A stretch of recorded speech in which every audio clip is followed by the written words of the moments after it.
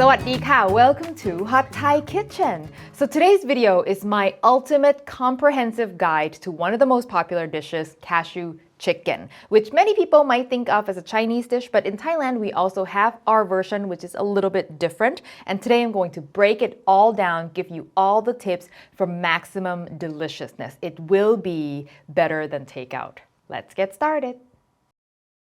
In Thai, this dish is called Gai Pat Met Mamwang Himapan. Gai means chicken, Pat means to stir fry, and Met Mamwang Himapan is the longest word in the world for cashews. Let's first deal with our gai. First tip for max deliciousness, marinate your chicken. Yes, the sauce is going to be delicious, but the sauce is only on the outside and we want it flavorful inside and out. You can do breast or thighs for this. For chicken thigh, just cut it into bite-sized strips and then we're simply going to marinate it in soy sauce. Just give that a mix and you do this before you start prepping things and it'll be ready to go when you're ready to cook. If you're gonna go with chicken breast, because chicken breast can dry out so easily, you don't wanna cut it too thin, so no thinner than ½ inch would be my suggestion. And in addition to the soy sauce, I'm also going to add a little bit of extra water, and this water is going to get absorbed into the chicken breast along with the soy sauce, acts a little bit like a brine, and it'll help keep the chicken juicy in case you accidentally overcook it. And all that water should get absorbed by the time you're ready to cook. Next, we're going to make the sauce, and I'm using all the brown sauces in a Thai kitchen here, starting with oyster sauce. To this, I'm going to add some soy sauce, a little fish sauce, and a little golden mountain sauce, which is a type of Thai soy sauce that's got a different flavor. If you can't find it, substitute Maggi seasoning would work or just use more fish sauce. And all these sauces contribute to a complex flavor. I'm going to add some toasted sesame oil, a little sugar, and finally, the most important thing, Thai chili paste. Not everyone uses Thai chili paste, but I think it's a must. It's sweet, savory, super umami. It's really going to make this dish stand out. If you don't have it, you can make it. I'll link to the recipe in the description below. A mix to dissolve the chili paste. And that's the secret sauce. Finally, we're going to organize our mise en place, which is just a fancy term for all of our prep. On plate A, we've got garlic and onions. On plate B, we've got bell pepper. 3 colors is the classic way it's done in Thailand. You don't have to have 3, but you should have a green because green has a grassier note that's different from the sweeter, juicy reds and yellows. And then finally, in bowl C, we've got green onions and roasted cashews. Here's my best kept secret when it comes to roasted cashews. So, we all buy these pre-roasted cashews from the store, but they're not really roasted to my standards. They're kind of like blonde roasted, but I want dark roasted. So what I do is I roast them further. I just put them on a baking sheet and bake them at 350 for 8 to 10 minutes, and then they'll come out darker, nuttier, more flavorful, and crunchier. There, the secret to why my cashews always taste better is out. All right, let's get cooking. First, we're gonna fry some dried chilies. Now, this is kind of optional, but in Thailand, you'll always see fried chilies in cashew chicken. And this can be any kind of dried chilies. These are just generic ones that I got from a Chinese grocery store. It can be spicy or mild, up to you. I'm gonna add just a little bit of oil. My wok is off for now. In goes my dried chilies. And then I'm gonna turn the heat on low. And I turn the heat on low because these burn very quickly. So if you preheat it and you accidentally heat it too hot, the chilies will go like instantly. And you want to keep stirring them for more even toasting. And they're going to start to puff and darken and become smoky and delicious and crispy. And it happens very fast, so don't stop and talk to the camera for too long. And do not walk away. It happens in like 1 minute. Okay, here we go. See, they're kind of frying and puffing. Almost there, almost there. And out. There we go. It should be sort of a dark maroon, almost black. That's how you get nice, crispy. And turn off the heat right away because your pan's gonna start to go crazy. Okay, now we start the actual cashew chicken. In the same wok that we used to fry the chili, because now that oil has lots of chili flavor in it, I'm gonna heat the wok on high and I'm gonna first sear the chicken and get it nice and browned. that is the other secret, is we want to brown the chicken. Spread it out into one layer as much as you can, and then don't touch it. Give it time to brown and develop flavor. In many restaurants, they will actually dredge the chicken in flour and deep fry, which is way more work than is worth, especially for home cooking. But if you sear the chicken well, it's totally not necessary. And oil may jump onto your face, so you better be careful. Let it sear, be patient. The darker, the better. Right. There we go. I got some nice browning going on. I'm gonna go ahead and flip these. Woo! Wow! Let the other side sear, and at this point I want the chicken completely done. See that brownedness? That's what you want. If you only cook them, they will taste like boiled chicken. If you brown them, they'll taste like fried chicken.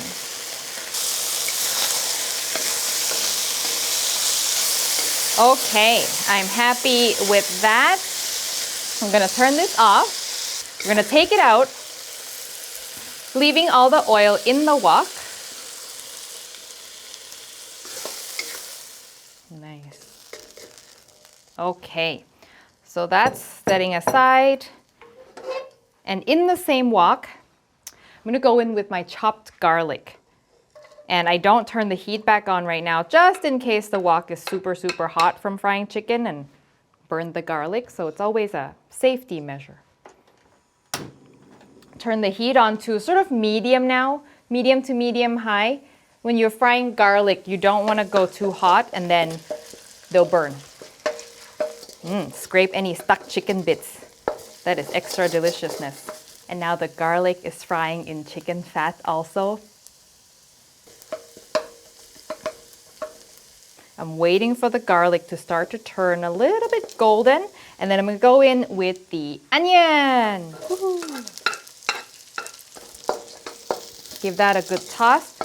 Now at this point, I like my onions still, not too soft, so I'm not really gonna cook them, but if you love them really, really soft, you can spend a little bit more time here. Goes very quickly from now, you guys. I'm going to add my bell peppers.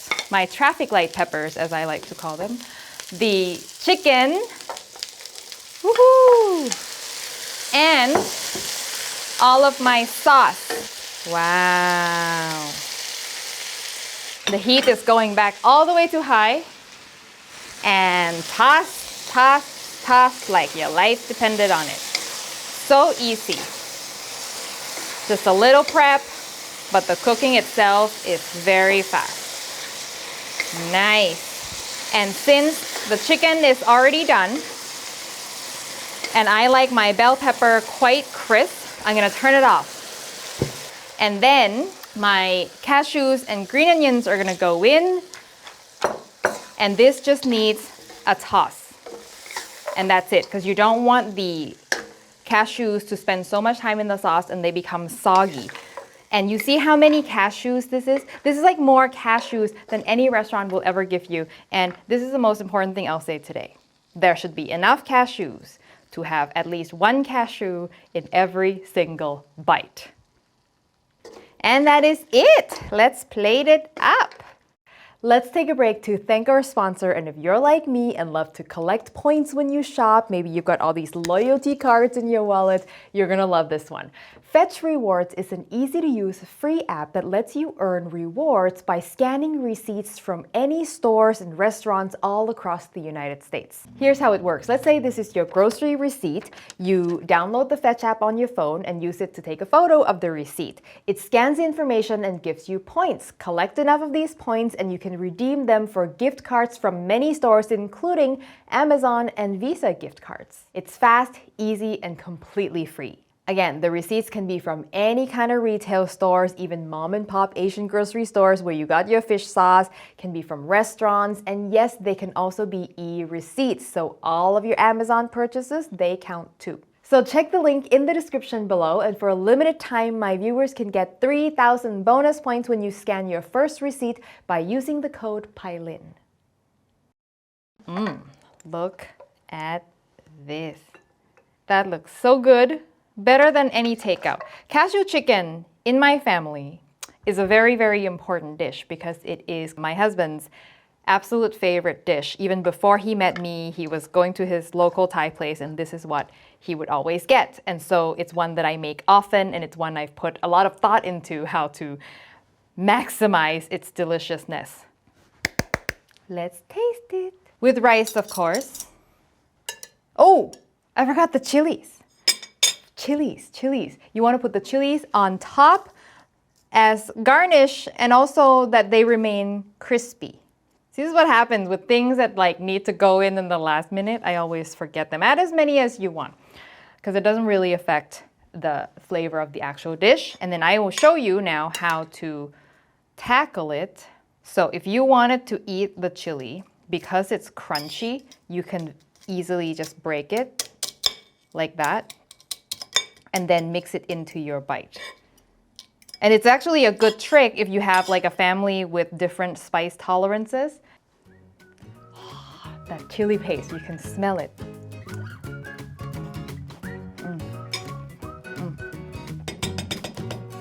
So epic. So epic. Everything about this is perfect. The chicken is flavorful inside and out because of our marinade. It's got that fried chicken flavor because we sear. The sauce is perfectly well balanced. It's not too sweet. It's a very well balanced, sweet, savory, salty profile. A little bit of spiciness from the dried chilies, and the cashews are crunchy.